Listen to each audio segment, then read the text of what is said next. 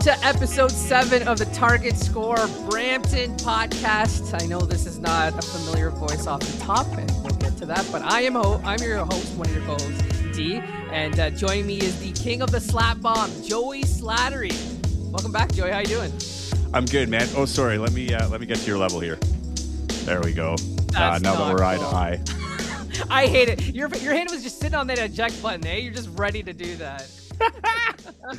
I had to get an early chirp and early. No, I'm good, man. I'm a little disappointed. I know that I was the bottom of the barrel. I've heard everything you guys said about me last week.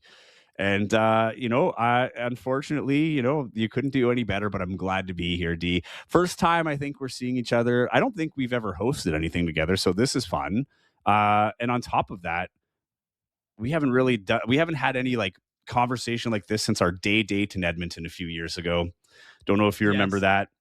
Edmonton, Alberta, our great day at the West Edmonton Mall. Yeah. Oh, there you go. We were in sync. So I definitely didn't forget. No, that was our first time. You paid for my roller coaster ride. I forgot about that. That wasn't. I never thought I'd ride a roller coaster in a mall, and that was quite the memorable experience. I remember sending my wife all the videos and photos, and she's like, "You just had the most romantic date." And it didn't involve me, so you're definitely in her burn book, to say the least. That's too bad. I really like Mrs. Balsera, but I understand. I mean, if it makes her feel better, you did make fun of my shirt, which I still own. I almost wore it today, but I don't know where it is. But no, it's great to be here, man. And I love coming on here with a guy like you who's been an OG with this league, right? And that's been the fun part. It's been awesome to be tuning into these Brampton podcasts. And hearing you and Matt Bonomi cut it up. You guys are hilarious. The chemistry's awesome. And the content has been great. There's no one that knows Brampton Honey Badgers basketball better than you guys. And you guys have been doing great. So I'm just going to try and hold the weight of Matt Bonomi, which is going to be tough. So I hope I'm just like a handsomer, slightly more intelligent version.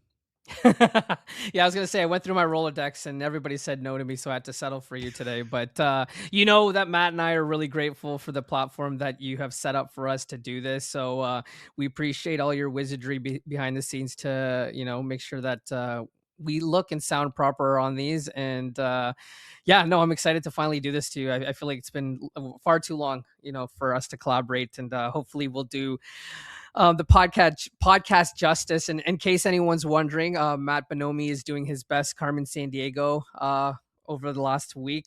He went to the Team Canada game. He's doing this whole West Coast. He went to a Mariners game as well. I think if you remember our conversation with Tyson, he'd alluded that he would be going in a couple of weeks, and so this is that couple of weeks. And Matt's, hopefully you enjoy the rest of your travels, and don't hit yourself on the way in. He has been having the time of his life, right? Like, he really is. I'm so jealous. He was at a Mariners game, and then he went to the Team Canada or Team Canada soccer game. And oh man, you guys out there just living your best lives, eh? The Brampton boys, but not as fun. I don't have the sign that he normally has back here, but he's got to add a couple of numbers on the other side now. This has been a bit of a rough patch here for the Brampton Honey Badgers, and a big game coming up Saturday. But it's funny how a record and how that record is perceived can change from team to team, because they're still second in the East. But at 7-5, I'm sure there's a little bit of sweat coming from the Honey Badgers right now after that flying start. Yeah, start out 7-1, currently on a 4-game losing streak, so that puts them at 7-5. Sorry, I should have done Matt justice and had the sign above me, but unfortunately the Alliance are now just a game behind them, and I think they now split the season series, so that doesn't really help the Brampton Honey Badgers as well. And we talked about it on the last podcast that Niagara is starting to look like Niagara again with Khalil Ahmad. They gave a great fight to Scarborough and almost handed them their second loss of the year. And luckily for, the Stars, they were able to come out of that game. But yeah, it's been tough. I mean, I hate to make excuses, but, we've missed Sean East for 2 of these games as well. But to lose to Calgary and give them their only win of the season just really, really put an eyesore on the season so far. Well, and the crazy thing is too, is Montreal it was, and I've said this before on our podcast, the Target Score Winnipeg. I believe I've said it here as a guest when I was with Matt. Like we can't count out the East is just outside of Scarborough right now, who also made me look like an idiot because last time I was on the show, I was like, yeah, Brampton's the team to beat. Scarborough doesn't have as complete a team as Brampton does. They've made some major additions and, that helps. But, you look at Montreal and Ottawa, like I don't want to play either of those teams in the playoffs. There's just a fight to those teams. And like, look at Montreal. And, it's funny because I was talking with our colleague Mo Khan, who does the play-by-play for the Montreal Alliance. And that was one of the things I said to him too. I'm like, I wouldn't want to see them. Like, I feel like they're about to peak here and you'll find their rhythm. And sure enough, they won like 3 of their last 4. They're at 500. But that's what I talk about, the record and the perception of the record.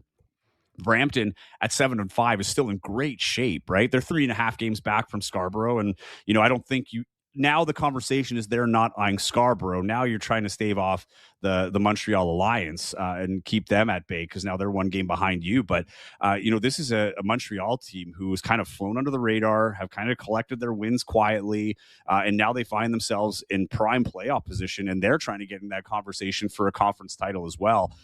But right now with, I think we realized how important Sean East is. Like we knew how important it is, but when you see him away from the floor, how much it affects the offense and how much attention he takes from the defense that allows other guys to find their spots that, they were still there, just harder to get. You can put more pressure on other guys, but when you have a point guard that is so fast, pushes that pace, giving you those transition opportunities, really saw the hole there. And then further to that, like we still haven't seen Jameer Nelson Jr., who's going to do wonders for this team, particularly on the defensive end.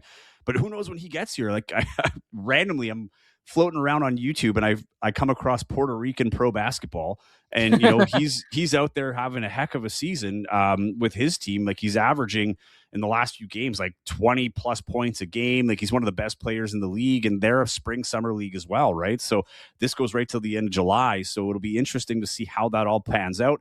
I don't know the details of, when that season would end and what that release looks like to come over here, because in Winnipeg, like that's one of the things that's been the storyline out in Winnipeg. Xavier Moon, when is he going to be cleared to play? Like there's still some issues with this Russian team and his release there. So, you just hope it all goes smoothly with Jameer Nelson Jr. and he gets there. But I just don't think Brampton's at the stage now where it's like, okay, well, we'll sit back and he'll get here. And, we're going to be back to where we were. I think there's going to be some time here where they're going to have to figure it out as they're moving along. Yeah, what's interesting is, you talk about the offense and, while it does look different without Sean East, that game Calgary, they still shot 51% from the field and they were still able to put up points. It's just, I think it was the third quarter that really killed them. They gave up 34 points in that third quarter, which really, it's held them back in that game. And then Vancouver, they held their own in the first half, and then it was the second half that, this team is just so deep, right? Mitch Creek, Tyree Samuel, right? Even, all these guys that, they just showed their depth, and they were able to, just stomp curb the Brampton Honey Badgers in that second half. And to me, it's more on the defensive side of the ball that's been concerning, right? In these last 5 games, they've gone down to, minus 8.6 plus minus. And then they've been this for a team that was the second best in giving up points. They're now the second last in just the last 5 games, not overall, but just in the last 5 games during this 4-game losing streak. So that's where I've seen the biggest downfall, because I think prior to their Montreal game, the first one, they hadn't given up 100 points, and now in their last 5 games they've given up 100 points. So that's where the biggest difference is. And I don't really again, Sean is the only guy that's really changed, and he's what, top 3 in the league in steals, but other than that, the team's been really good outside of him. Well, and it's the ebbs and flows, right? Like, you're not going to go undefeated in a season, right? So as much as you're onto that hot start, it's this first real bit of adversity, and it feels heavier. Like, that's the weird part about this season, because you're almost better off having a slower start and building that momentum, trying to peak at the right time. But we're only halfway through the season, and you're still 2 games above 500. So you're not hitting the panic button, but it almost feels that way sometimes because of how quickly things can change. And it was the same thing for Vancouver. Like, Vancouver was rolling, and now they lose that game to Scarborough, and then they come to Winnipeg and they lose that one. And now they fall from first to second. And suddenly it feels like the urgencies, like through the roof. Meanwhile, Winnipeg was just kind of rolling around at 500 for a while, and then they've strung a couple of wins together, have the same record as Vancouver, but it's a totally different vibe in Winnipeg right now as they've strung together 4 wins to kind of separate themselves a little bit, right? So that's I think the uniqueness of this league is you can't be too comfortable at any point, even leading up to the end of the playoffs, right? When those playoff races started, because at the time where you want to get comfortable, like say if you're a Scarborough and your record is like it is right now, it's the test is to stay sharp moving into the playoffs. So it's going to be interesting. I think with Brampton too, in that loss to Calgary, I mean, you're playing a very desperate team that wants to make a statement, right? Against a team like Brampton. Like if they win that against Brampton, as opposed to say like Ottawa, there's a much bigger morale boost with that win. So you were getting the best Calgary. They just had Armani Chaney, who was released from Winnipeg, wants to prove himself in Calgary. He played really well, especially in that fourth quarter, in target score time as well. So it's you can't. Every team is capable of winning in this league, and I think we lost that a little bit because we thought at first Saskatoon and Calgary were just like out. Now Saskatoon is third in the West. They've strung together I don't know how many wins, and Calgary now has a 1 win under their belt. They're a little bit slow, but they can still beat any team in this league. And now there's a huge test looking ahead to Saturday because it's Super Saturday. I think this is going to be the best schedule day in the CEBL, where you have the top 4 teams playing against one another, and they're both conference rivals. So you have a chance, if you're Brampton, to really make a statement against Scarborough, who's been rolling. And let's give credit where credit's due. I mean, this is a strong team that just seems to keep getting stronger. Kat Barber's now back too, which is a huge addition for that team. But this is a team that no one had any tape on. They're all first-time CBL guys until, so like Kat Barber comes back with a little bit of experience with Scarborough. But now that you're at the halfway point, everybody's played them about one time, right? So now you have some tangible experience with them on how to play them. What are they bringing to the table offensively? What are their weaknesses defensively?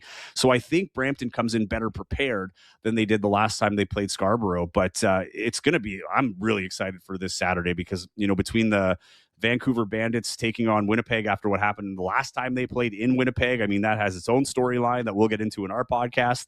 But then you've got Scarborough Brampton. And 2 weeks ago, I said Brampton was the team to beat.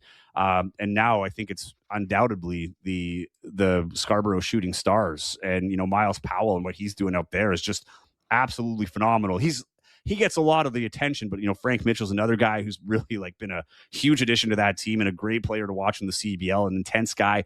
They bring their own set of problems, and I think Brampton's going to have their hands full. But if you win that one, I mean, now you get you're another game closer in the standings, so you break that from 3.5 games back to 2.5 games back.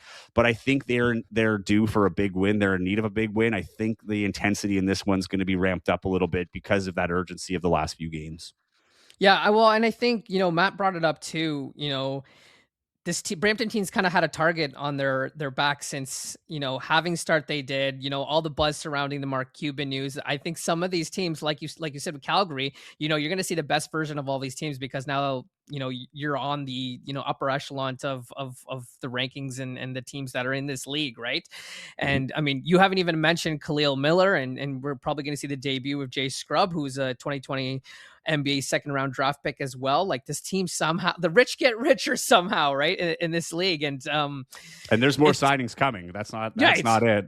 I hear there's going to be some other big names coming down the pipe. So it just seems like Scarborough's they're the hot spot right now. They're getting everybody, but Khalil Miller, to your point, like another guy with CBL experience coming back. Like now you've got this kind of nucleus where they're coming into a team that's established its own little culture, but it also brings the history of that team too, right? Like what they've been building towards over the years. But yeah, we can't undervalue Khalil Miller. That's a huge Canadian addition for Scarborough.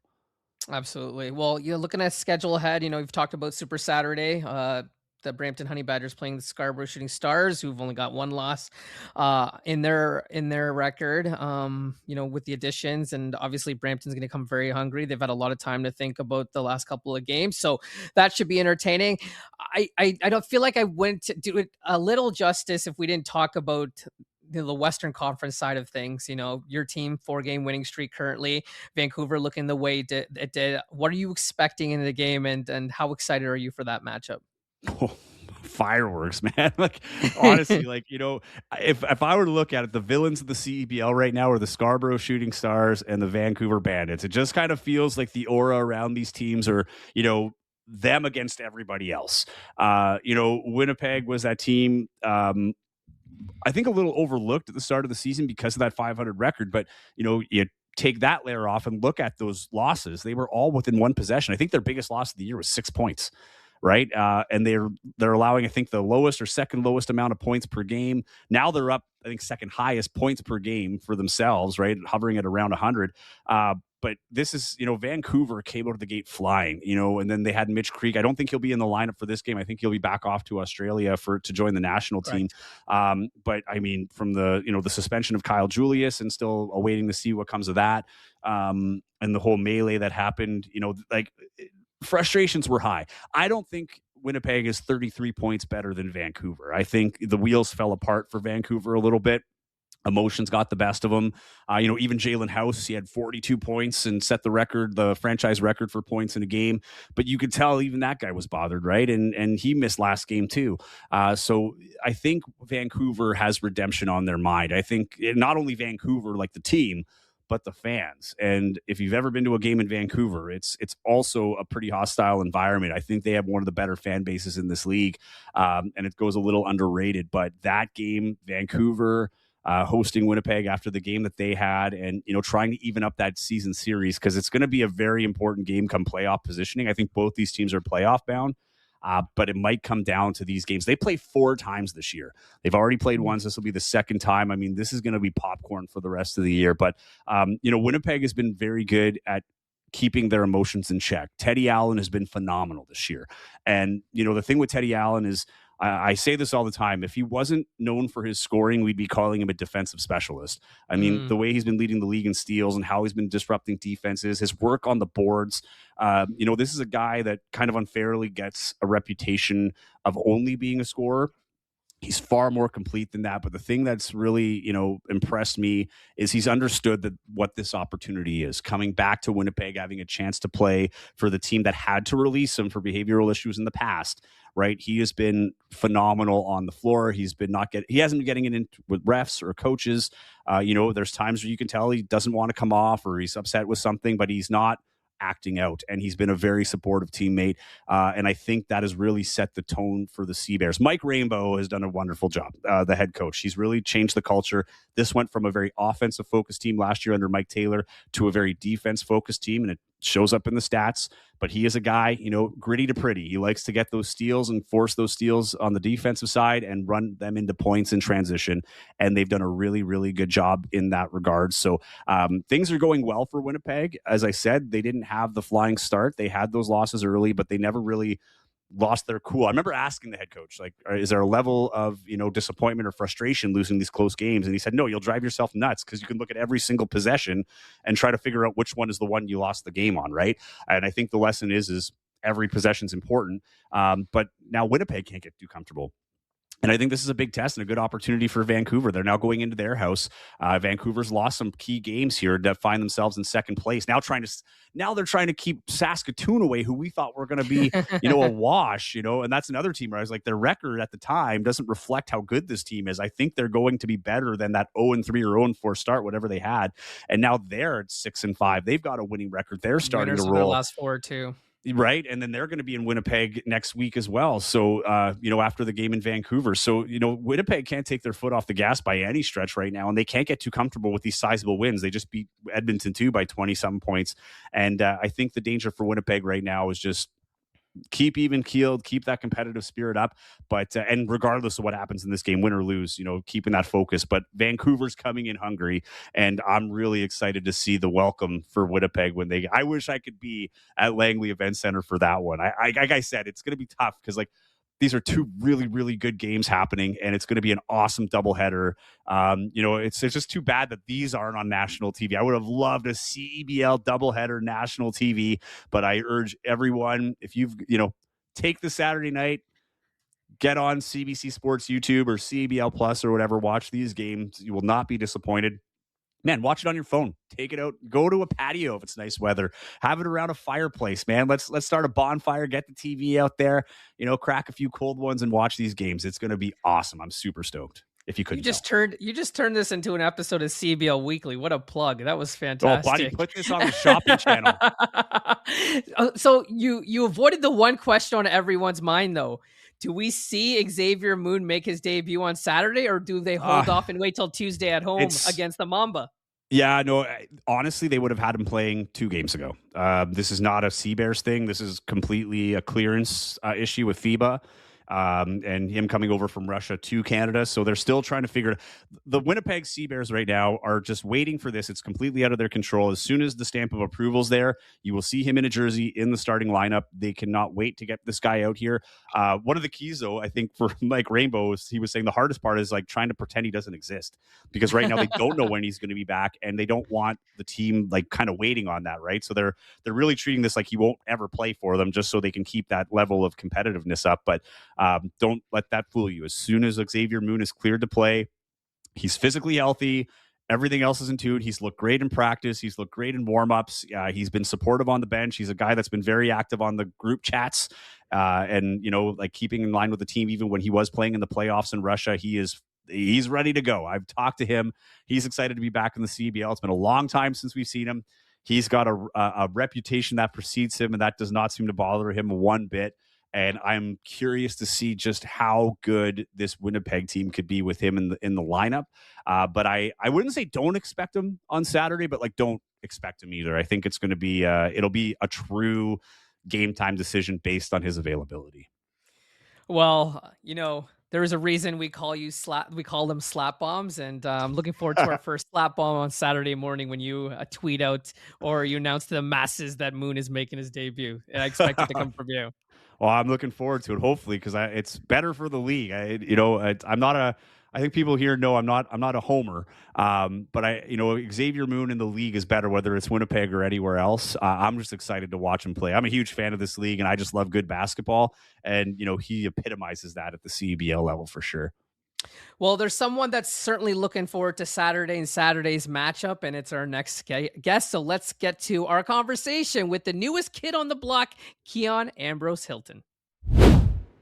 It's now time to welcome our special guest here on Target Score Brampton, the podcast, the man on the inside, Keon Ambrose-Hylton. Keon, welcome to the show. Thank you. Thank you all for having me. So you're coming off a road trip. How are you feeling? Are you a little jet lag coming back into the city? How are things on your end? No, I'm feeling good. I'm excited. These 5 days on the road or 5, 6 days, and it's a little bit of a toll. Or being in hotels all day, being on the road. You're not really in your home like how it is. But no, I'm good though. I'm good though. Got a lot of new guys on the team, figuring things out with the team. But overall, we're staying positive, just trying to make sure we figure out the little things, the simple things. So then once we figure out the simple things, it makes the more complicated things of the teams and the games much easier. It's going to be a weird question. I'm not trying to glorify or find the silver lining in this, but it was such a strong start to the season. And now you guys find yourself in a little bit of adversity. And I kind of look at the timing. It's probably a good time to have it because you can make the adjustments, and you'd rather be peaking in July as opposed to May. But what's been the learning experience through this now that you guys have been through a few losses together? You've been on the road. How do you kind of use this experience in these last 4 games to try and improve yourselves and make the necessary changes on the home stretch? Yeah, I would just say you gotta make every game seem like a big game. You gotta make every opponent seem like they're the opponent, that who you're guarding, who you're matched up with. You gotta take every game like if it's our last game of the season. Because I feel like beginning of the year, guys are new. You come into a new team, new season, trying to prove yourself. And we did that at the beginning, and I just feel like teams see that of us. So then every team we play now, we're getting the best of that team because we've had a great beginning series of great season going on. We have a lot of great players. So I feel like every team plays this thing and we got to play our best. And we got to do the same whoever we go up against. Every guy on this team has just talked about Serta and, the culture that he's established and how much fun he is to play for. Can you speak to that and, why you guys were able to have the start that you did under, his regime? Yeah, Serta, he's a great coach. He's very understanding of players from all levels, who played in the NBA, who's played overseas, who's just starting their career. So he's really great at communicating what he wants from you. We communicating what he wants to see on the floor without making you feel like you're put in a box. Because there's a lot of coaches who, once you get to the team, they're telling you, saying, "Hey, listen, you're not shooting any threes. Hey, you're not gonna start the offense. You're not gonna put the ball on the floor." But he tells you what you're great at and little things that you can do to make yourself go to the next level, make yourself even better with the strengths you have, and then work on your weaknesses throughout practices and show a lot of film of what things work. So he does a great job of communicating with the players and does a great job of being understanding. So then guys don't feel like when he's talking to us, it's more of just like oh, he's just talking because he thinks he knows everything. He's talking to us because he's been training guys who we're trying to be like, where we're trying to get to. He's practiced and coached guys just like us. So we know what he's trying to tell us, that it's not about just the coach is trying to do whatever he wants to get money for the next season. He's trying to make us better because he wants us to get to the next level with his coaching. How much did you know about Alex Serta ahead of this? And what from a coaching standpoint? I know there's numerous reasons why you would join Brampton, but from a coaching perspective, like what was the sell for you to go to Brampton for your own development? And how do you think in the first half of the season he's helped you develop your game, in ways you might not have noticed it before joining Brampton? Yeah, I think it was just one, and two is the freedom and professionalism. I feel like he gives me a lot of freedom to understand that I'm trying to work on my threes, trying to work on my perimeter offense and defense, and we're doing all sorts of that. When I'm in the game, I'll play the four, play the five. When I'm in practice, I play the four and the five of being able to stretch the offense, stretch my game out. And then the second thing is the professionalism, how he takes care of us, and not just him, but also the staff too, the assistant coaches. They do a great job of showing guys film individually. He does a great job of doing certain groups for their positions and for their strengths. And then when practice comes, we're working on little things in games instead of doing a whole entire 5-on-5 full court, going at each other. We're doing things more professional, working on certain things half court and adjusting certain things because it's a long season and we have multiple games. There's no need to go up and down the court 5-on-5. So he's very professional with these sorts of things and recovery. He's very serious about recovery. So when it comes to our off days, we're not just sitting on our butts. We're telling us to go outside, do little activation, little mobility. So I feel like I've never seen that from other programs of just how professional it is, as well as that freedom that he gives me. So then I feel more comfortable on the court. Speaking of a great coach, you had to leave a pretty good one in Edmonton and Jordan Baker. Now, I've heard several sides of this story, so I got to hear your side. Was it Sean that got you to come to Edmonton? Was it vice versa? Were you paying attention to that whole story? How did we get both of you to come to Brampton?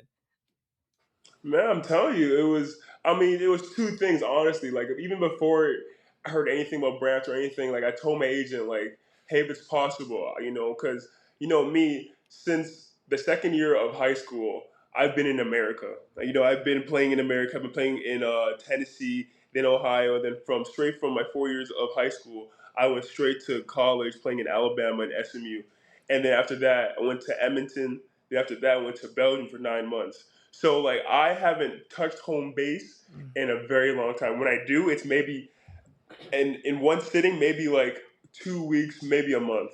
So like each year, I probably go home maybe 2 to 3 times. No, I'll probably say 2 times. So the opportunity of how well I did last season CBL, I told my agent talking about just hoping that if there's any team in Ontario that would be a good fit for me, I would definitely hear them out because it wasn't even the coaches or wasn't even anything Baker said that wronged me. It was really just the fact that I have a chance to be close to family, and my mom, she's been to 70% of my games in my career. So it'd be great to have an easier trip for her rather than having to fly to Alberta to watch me play. So then once I heard that Brampton was interested in me, I thought it was a great idea. And then talking to Alex Serta, hearing that he had going on, I thought it was a great fit to look at. Well, that was similar to David Wencat last year too, right? I mean, he played Winnipeg the year before that and had a great season in Winnipeg, but I think a big draw was being able to play closer to home in Brampton. That said, going back to Sean East, you've now played with him, well, basically your whole CEBL career. But you played with him in Edmonton last year, and even last year going to this year, because it was kind of similar, but like flipped, right? Like Edmonton Yeah. had a bit of a slow start, and then you guys went on this like legacy run to get into the playoffs. You give Calgary a big scare, on the road last year. And Sean East really, blew up on the scene last year and was part of the MVP conversation. And many think, he probably was worthy of that as well. But what have you learned about playing with Sean East the second now that you've been there for 2 years, and looking at the recent games too? You didn't have him for a couple of games. How much does a game change when he's not there? And what are the biggest benefits for you playing with him? Yeah, I think for sure when playing with him, like he's a pro. He's a pro. Like he's a great job of being assertive on the court. He makes tough shots, and he's someone that we've relied on coming into these games. Now you can see that when he's not on the team compared to when he is, the offense is more structured and more of ball moving. Guys getting better shots when he is on the court compared to when he's not. I think also we have to get used to not having on the court because obviously he's a great offensive point guard and he's a great presence on the court, so he has the ball in his hand a lot. So our games of us not having him in the game is us more getting used to having different guys make reads, make playmaking. So I think that's what we had to figure out. But shoot, playing with him, man, is fun. I'm telling you, because when you think he ain't gonna make it, he's gonna make it. And when you think he's not gonna make it, he makes it again. Like his 3-point shooting, his touch around the rim, his dribbling ability, getting through defense, like it is something to look at. And I'm very happy to be on his team and be one of his teammates because he's very supportive. He's, all these accolades, all these points scoring. Honestly, for me, it doesn't feel like people may say, oh, he hogs the ball because he's getting 30 points a game, 28. Where it doesn't feel like that. When I'm playing with him on the court, setting him ball screens, getting to the rim, he's looking to find me. He's looking to give me the ball. He's happy when I'm scoring, when I'm getting rebounds. He's always there to try to encourage me. So like, he's a great team to play with as well. I want to meet those people because I think he's like top 10 in assists and he's averaging the most assists that he's ever averaged. So he's certainly, trying to make you guys all better, and it shows in his game as well. You've briefly talked about how important it was for you to play close to home. I look back at your 2021 season with Alabama, and I was looking at some of the names in that tournament, guys that we're familiar with, Javon Blair, Ruggsy, Lefile, your teammate, Matthew Moncrief. When you kind of look back on your journey, playing this game, in this country, and now full circle, you're playing it in a professional league in your backyard. I mean, how cool is it? And do you ever expect this dream to live out where you lived? Man, I think about it literally all the time, thinking it's crazy that a simple basketball can take you around the world, meet so many different people, have so many friends, all connected to this single basketball. And I'm just so grateful and thank to the Lord that I'm able to travel the world. I'm able to, get paid for this. I'm able to, do things that people wouldn't be able to do. Like I talk to my family members, and like I'm one of the star people at the reunion because they're all like, "Oh, it's Keon, he's 6'9", he's tall guy." Oh, you was just in Belgium. Oh, you're about to, have different accolades, and like they're all like, they're all chanting to me, texting me. So it's like, it's a blessing for sure. Being able to see even old teammates, like seeing Ma when he came into our team, I was super excited. Seeing Addison go to Calgary, seeing different guys at Charles Bediako at Toronto Shooting Stars, like seeing all my old teammates, playing in this league and then seeing them being so successful, I'm so amped. That's why I'm so excited to play Toronto Shooting Star, this coming up week. I'm excited to play all sorts of teams in this league because a lot of guys who are my age are now coming into this league and now, continuing to do great, and I'm just excited to play against them for sure. I have a two-part question on this topic. Is it more fun playing professionally at home for all those reasons that you just said? Is there a little bit of an extra spark? And do you think that having a pro league will allow, because you said you had to go to the States for a lot of years at a very young age, and the amount of, investment that's being put into, development here at home. I just saw Canada Basketball posting about Simon Hildebrand and how he was basically, brought up within Manitoba and, and even playing U Sports basketball before going off to the NCAA. But do you think we're going to see more of that now? And how much more fun is it to have the opportunity to play pro?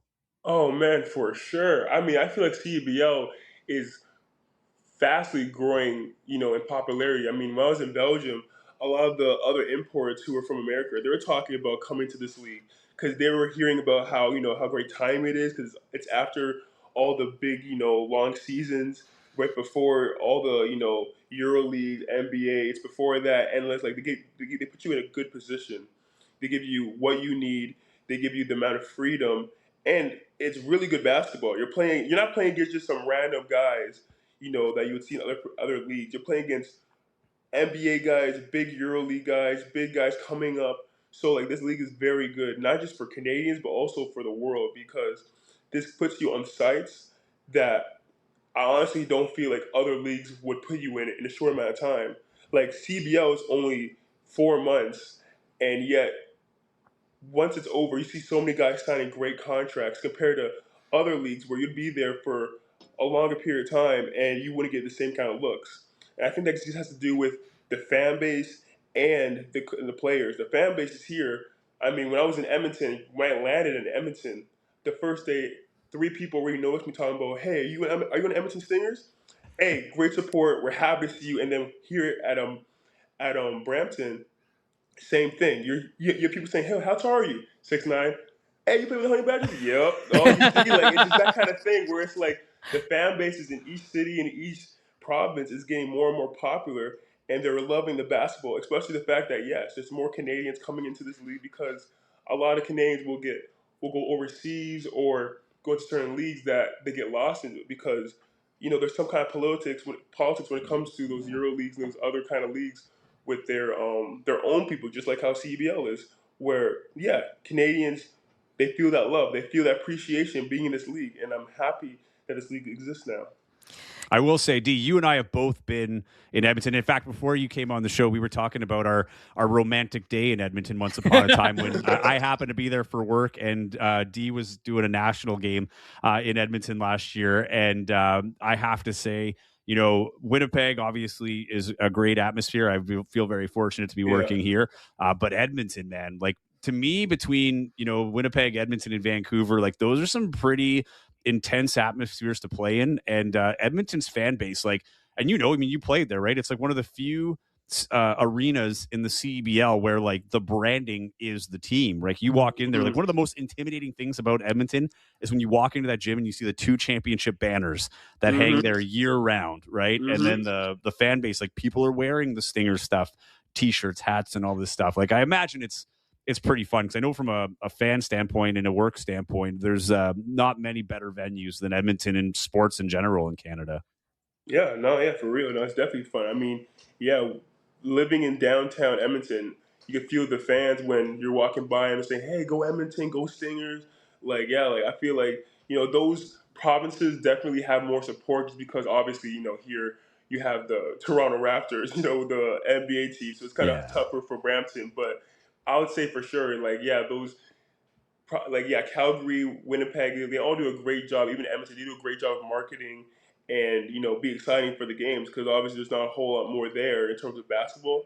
So that's why this league is so great. Like those kinds of places like Alberta, Saskatchewan, like all these kind of places where they're not as known for big cities like here in Ontario.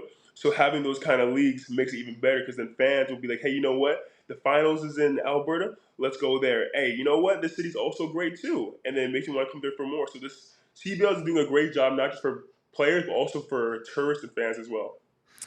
You did a great job of teasing this Saturday's game. Joey's kind of anointed it as Super Saturday because we're seeing the 2 best in the West play, and then obviously you and Scarborough going head to head. Do you feel a little bit of extra motivation knowing that team's only lost 1 game so far? Obviously, they've made some additions to that team that have pushed them up to another level as well. Talk about the challenge of entering Scarborough and how personal it might mean to you. Oh, I mean, since day one, I mean, no matter how this team did, even if they're the worst team in the league, I have them circled on my calendar because it's not just the, the record of them, but also just the players and then the city. Like, I'm from Scarborough, my grandma, she's there and all that. And then plus just like a lot of players on that team, Charles Bediako, one of my close friends that I'm excited to play against. I haven't seen Charles in so long. Haven't played with him in a very long time. So going up against him is very fun. And then, yeah, but overall, yeah, the team is a very good team, and I'm excited to play against them. They have a lot of great individual players, high scores, high rebounds, a lot of effort. But I'm not going to go into a game not confident, and I'm confident in our team that yeah, we have some challenging stuff, but I feel like with this week of us understanding each other and understand what we need to do, what we need to focus on, having a full week of being with our new players and all gelling together with the right defense and the right offense for us, that going into Saturday, it's going to be a whole different matchup. Actually, Scarborough is one of the few venues I've not experienced a CBL game, but like on TV, it kind of looks a little bit like it's like a Drew League feel, right? Like playing at the Yeah, Pan Am Center. for sure. But, you talked about the big cities of the West and, being exposed to basketball.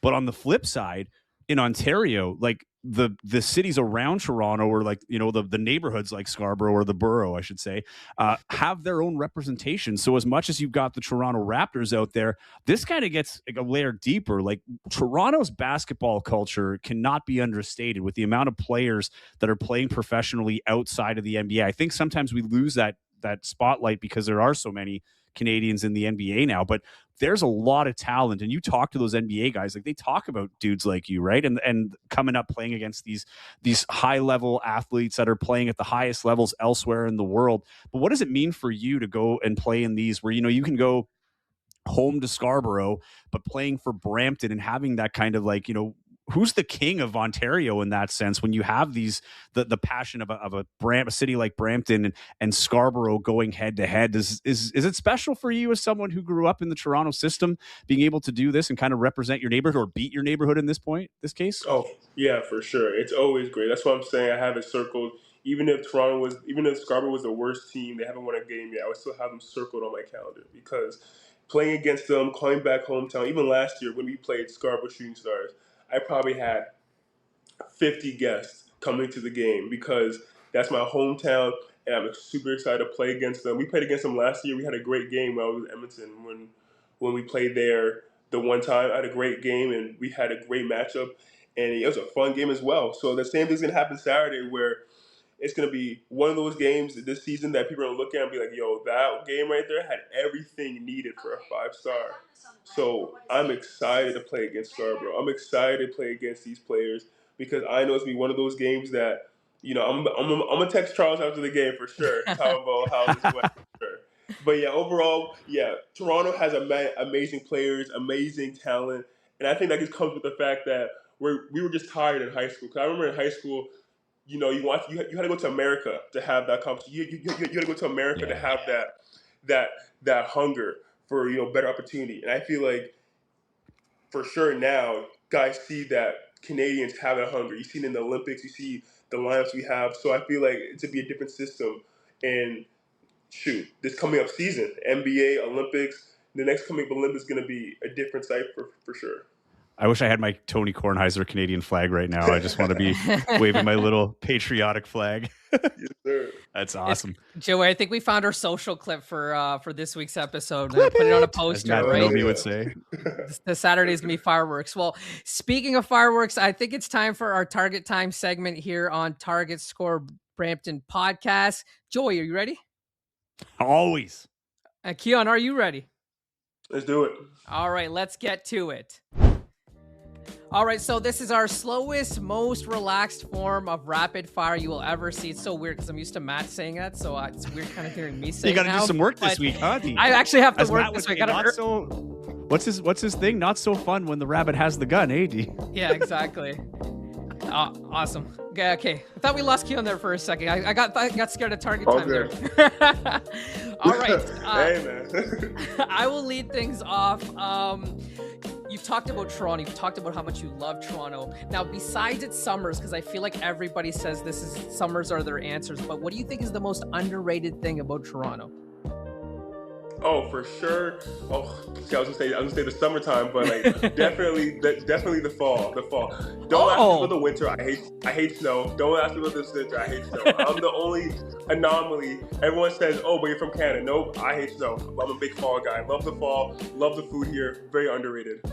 I will say too, Toronto, like I lived there briefly, and I will say Toronto winters are underrated, the worst winters in Canada. And I've lived in all the coldest cities in Canada. Bad. Man, I would do minus 40 in Edmonton before I would do minus 8 Easily. in Toronto, Easily. man. So- It's just so like that- totally. So, Keon, I gotta ask you: are you talking to your agent and saying like, "Take me to the warmest place possible come November"? I told my mom that in high school. I told my mom, I want to go play in America. She's like, why? I'm like, I'm tired of the snow here. The first place I went to was Tennessee. Like, Tennessee was the first place I went to. Hey, there was no snowflake that touched the floor of Tennessee. Like, I cannot do snow. I hate that it's cold. I hate that it starts traffic. I hate that slush and everything about it. That's funny. What an endorsement! Don't get me started. Come to Toronto, except in the winter. Okay, so I'll flip this. What's the most overrated thing about Toronto? Ooh, Oh, overrated. Like you're bringing in someone that, you know, they're coming to visit You're gonna Toronto for make the first somebody time. angrier. You know, they have their plans, and you're like, you know, I know everybody hypes this up, but like, just skip this. There's better stuff to do. Oh, probably the Niagara Falls. Niagara Falls. oh damn! Yes. Oh my God. Okay. I've had multiple friends from the U.S. come to visit, and everyone, it's like, okay, yeah, let's do Toronto, let's do all this stuff, but we have to do Niagara Falls. Maybe it's because I grew up in Ontario. I didn't grow up anywhere near Niagara Falls. Like, I grew up in Timmins, which is like, I don't know, 8, 9, 10 hours north. But like, you just end up kind of at Niagara Falls, and it's like super cool. Like, it is awesome, like, to see it, but it's like, you see it and it's done, right? Like, Exactly. maybe we're spoiled, but I'm so funny you say that, because it is tied to Toronto. Like, oh, we're going to Toronto, let's go to Niagara Falls. Like, it's like next door. Like, it's a bit of a hike Exactly. too. It's like 40, 50 minutes away, and then it's like the places around the Niagara Falls kind of tacky. Like, you have the tacky stores, tacky little games and stuff. It's like a big arcade of like a ghetto game of, what's it called again? It's a ghetto the arcade place, Dave and Buster's. Yeah. Dude, you know where you're never signing? The Niagara River I was Lines. gonna say. I'm gonna get a rude comment from them. Yeah, the Niagara River Lines are not going to be happy with this episode, that's for sure. I just want to be clear. I do love Niagara, but I do, like, there's this aura about the falls that's just like, from a tourist standpoint, like, if you're not from Ontario, I guess, like, it's just like Niagara Falls is like this must-see thing, but I'm like, it's really like the falls itself, like a few minutes, like, where you just kind of like take it in, and then like you go, because I agree, like, I don't like the touristy stuff. I'm like, I'm just in and out when I've been there, right? Like, let's see the falls, and like, let's go see other cool things, because like, even in Niagara, you got like the wine region and stuff too. Like, there's so many cool things to do out there, but like the falls itself, it's like, you don't need to plan an entire day to see it. Like, take 15 minutes and out. Just drive past it. That's awesome. Okay, I like that answer. I did not see that coming, but I like it. Speaking of road trips, I did some Instagram deep diving, and I saw that you and your girl like to do road trip karaoke. So my question to you is, if you have to sing one song bar for bar and not mess up, what song would it be? See, the thing, I'm the worst with that, because I'm terrible at songs. I'm terrible. The thing about that video is we were doing a road trip from Dallas all the way to Toronto to get my car back, and I was so tired that she started playing music, and I was just like half asleep, just singing any kind of song she was playing. But I mean, off the top of my head, because I'm terrible at songs, it would probably have to be the Jackson 5 ABC, because Oh, that's I probably love the that. easiest and most simple song I could probably think. But I'm terrible, so I'm more of a podcast guy. So I can't wait to see more of your guys' podcasts. I'm a podcast guy, you know, hands down. That's dope. Oh, that's what I like. That's like when I take a road trip with my wife, as soon as I turn on the podcast, that's their time to take a nap. And then when she wakes up, I gotta get back Exactly. into the music. So I'm with you, man. Same thing with Desiree. Same thing. See, you guys, your road trips are in like places where you can see things, man. Like, try doing a road trip from Winnipeg to Brampton, and you're gonna do a lot of podcasts. We used to like download the '90s playlist, like the Now. Remember those Now CDs with all like the various artists? Like, we're like going through nostalgia, just trying to like keep awake on a highway to nothing for most of it. So yeah, man. I like my podcast, but I will admit, I don't listen to as many as like you think I would, because like I'm like I'm just doing podcasts all the time. Where sometimes I'll listen to like lo-fi music, like I'll listen to things like just beats and stuff to like relax. But in the car, like I get all my podcasts done, all my saved episodes get listened to, and all those old playlists, man. I get it. I gotta ask you a follow-up question. Podcast-wise, are you like true crime? Are you listening to basketball podcasts? Like, what kind of podcasts are you into? Oh, a lot of comedy, a lot of Christian, and a lot of basketball. Like I listen to, the Deep Three. I listen to the JJ Rex old podcast. I listen to the Mind the Game podcast, the Crash Them. I think I have like total. I probably listen to probably like 7 to 8 podcasts. Like it's hard to add any more. I'm a big guy. Right? I just hear people talk and then hearing their opinions and then seeing how it goes. Like, but yeah, I'm a big guy. I mean, obviously, if there's someone else in the car, I'll put on the music. Right. I'll put on the music for sure. But then when it's me and my own, it's for sure a podcast guy. Yeah, Target Score Brampton's up there in your podcast list. Probably tuning into a little Target Score Winnipeg. I'm going to add after this. Target Score Vancouver. He's just like knowing everything that's going on across the league. Okay, so we'll stick with kind of on. That's not really the same subject. As we've well documented, Mark Cuban is involved with the Brampton Honey Badgers as part of the ownership group. So Mark Cuban decides he's going to host a Brampton Honey Badgers Shark Tank, a.k.a. the OG Dragon's Den, that airs on CBC, which is the network we air our games on. So he says, hey, we're going to have a Brampton Honey Badgers Shark Tank / Dragon's Den. What are you pitching to Mark Cuban? Oh. I'm glad you asked this question, because during my last year at SMU, we had a project to do a little Shark Tank thing and make a project of our invention, and my group won. Nice. What was the pitch? And I came up with the idea. Now I'll give you a little bit of it because I don't want no way to use it, and then I see it, 4 months later. But I'll just say it was an app to help athletes and agents connect better. Oh, more of like a kind of caught it like not down. Instagram, but more of just like a platform for players to see agents, they can scroll through their portfolio, scroll through that, and it's better of a one-on-one rather than Instagram of guys DMing each other. But that's like all LinkedIn. I'll say. But just know that our team won. So if Mark Cuban asks about an idea, I'll be the first one to raise my hand. I love it. That's impressive. I like that. I you know what's funny? I feel like we could ask that question to every player that comes to this podcast. I don't think anyone's going to be more prepared than you were. It was like you were waiting for us to ask that question. I was so glad. All right, Keon, you've made a living off of rebounding the basketball. I want to know who your Mount Rushmore of rebounding is. Oh, let's see. We got. Well, is it all time or is it NBA? All time. You can do anyone you want. Yes.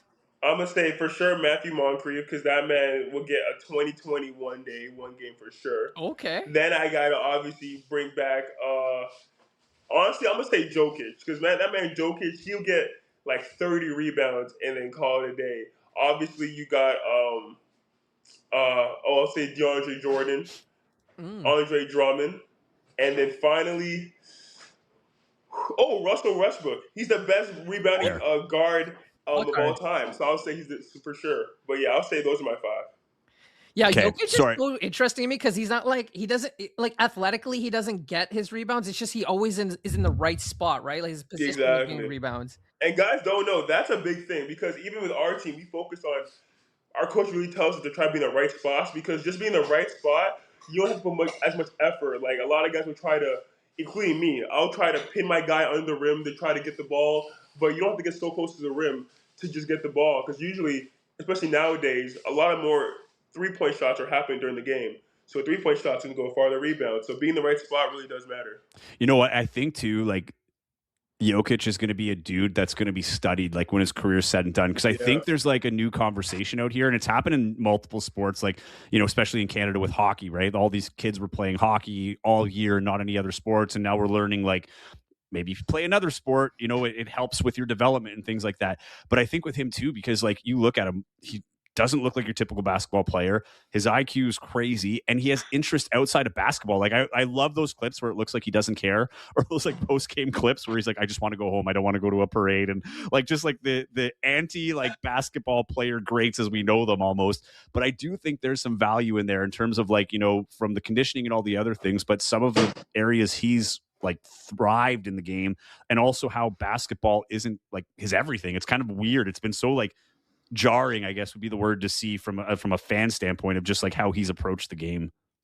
Yes, I agree. I mean, and then just like the way everyone says about the eye test, but like, shoot, at this point, the eye test of Jokic, like, he's dominant. He's dominant, and he's dominant in all the right ways, not just like, you know, brute strength, but more of just like, you know, intelligence. And I feel like that's where the game is. We're going more towards of teams are beating each other off strategy and, you know, wits, not just about brutal strength. So, okay, I'm going to go back to a Mark Cuban question in a second, but since we're on this topic, what do you do outside of basketball to kind of get your mind off it? Do we see you at the Woodbine racetrack? Do you have any horses like Jokic, or do you have any other interests that you do to kind of get away from the game? Nah, I ain't got none of that. I ain't no gambling, man. I can't do all that. That'd be my whole life if I ever got into that. But I mean, for me, I'm a very relaxed guy, obviously. But I would say for me, it's like honestly, it's because of my girlfriend. But she really gets me out there of traveling. Like when I was in Belgium, we went to Paris, we went to Amsterdam, Netherlands, all that type of stuff. Even when I was at Edmonton after the season, we went to Banff. So she made me more of like a nature kind of person. So we do like a lot of hiking, you know, camping, stuff like that. And then also I'm a food guy. I'm a food guy for sure. You know, I love trying new foods, going to different restaurants, especially with my mom.